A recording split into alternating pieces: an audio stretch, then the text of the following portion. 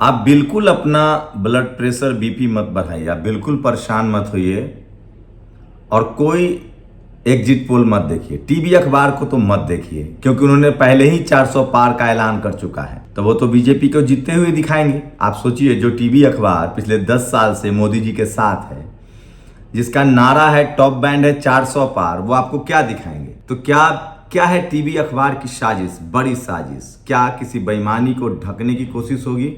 आज सारा सर्वे बीजेपी को 300 प्लस दिखाएगा। वो कह रहे थे 400 पार, लेकिन अब वो 300 प्लस दिखाएंगे। इसका मतलब है कि वो पहले भी झूठ बोल रहे थे और 300 प्लस भी वो झूठ बोल रहे हैं। तो क्या है सच्चाई?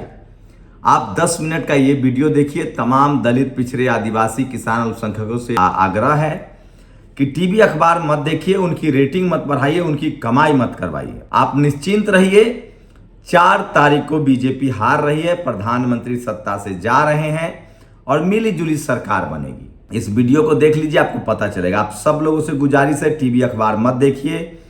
आप जितना उसको देखेंगे वो उतना अमीर होगा और आपके हक अधिकार को छीन लेगा। वो तो पहले ही कह रहे थे 400 पार, अब दिखाएंगे 300 प्लस, लेकिन सच्चाई ये नहीं है। ये पूरा सर्वे देखिए। अब देखिए, आप कॉमन सेंस लगाइए। बिहार में 39 सीटें थी बीजेपी के पास, क्या वो 39 जीतने जा रहे हैं? नहीं।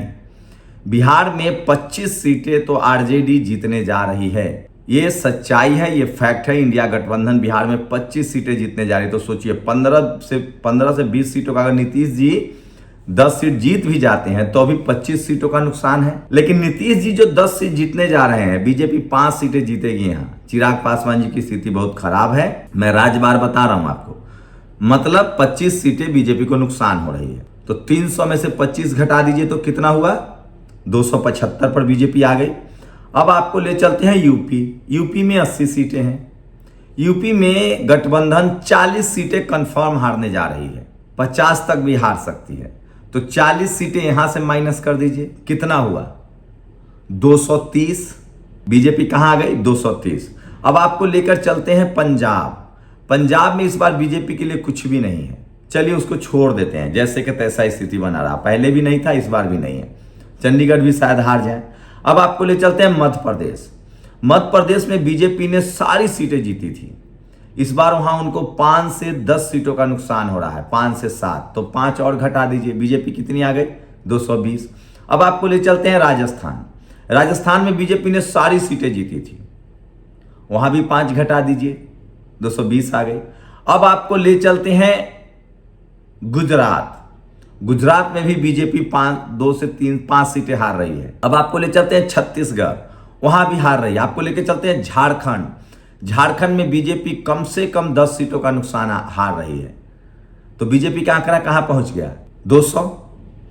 अब सोचिए, आपको ले चलते हैं हरियाणा में बीजेपी हार रही है। दिल्ली में बीजेपी 4 सीटें हार रही है।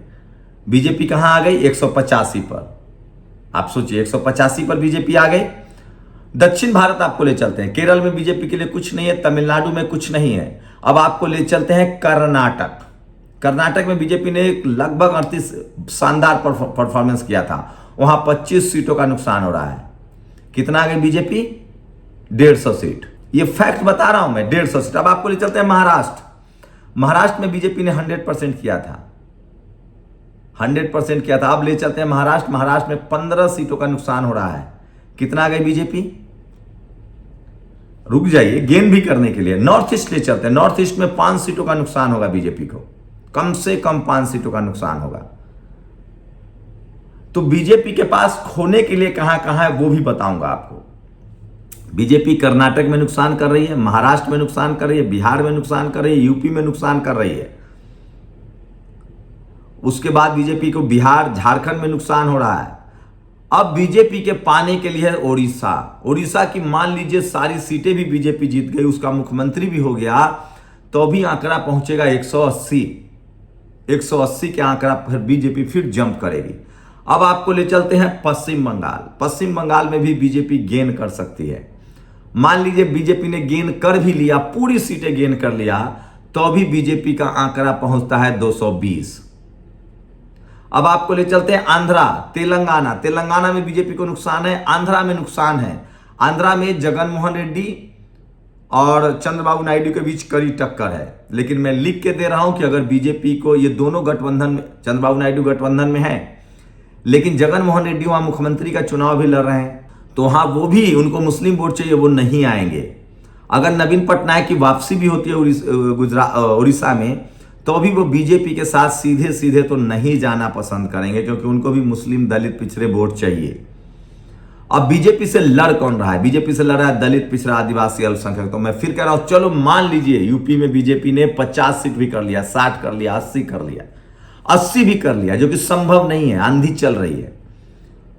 तो बीजेपी का आंकड़ा 210, 200 से आगे नहीं बढ़ती हुई दिख रही है, ये फैक्ट बता रहा हूं। केरला में भी बीजेपी ने कुछ फायदा कर लिया, मान लीजिए। तो बीजेपी को जो सबसे बड़ा नुकसान हो रहा है वो हो रहा है यूपी में, बिहार में, झारखंड में, कर्नाटक में। उसके बाद आपको बता दें कि बीजेपी को नुकसान हो रहा है महाराष्ट्र में, क्योंकि तमाम दलित, पिछड़े, आदिवासी, किसान, अल्पसंख्यक नाराज है। अब बताइए आप ही कि ये साधारण सा मैथमेटिक्स है, बीजेपी कैसे जीत जाएगी? मध्य प्रदेश में, हरियाणा में, गुजरात में, राजस्थान में, सब जगह 100% करना होगा। और कोई भी आदमी आपको बता देगा कि 100% बीजेपी नहीं कर रही है। बिहार में तो कमर टूट गई, क्योंकि मैंने बिहार में चुनाव भी लड़ा है, मैं पूर्वांचल पूरा घूम रहा हूं। तो बीजेपी की सत्ता नहीं आ रही है। लेकिन इसलिए आप लोगों से गुजारिश है कि टीवी अखबार मत देखिए। 400 पार का नारा इनका बिल्कुल झूठ है। वो तो पहले ही टीवी अखबार 400 के पार थे, अब ये 300 दिखाएंगे। अब इसकी वजह क्या हो सकती है?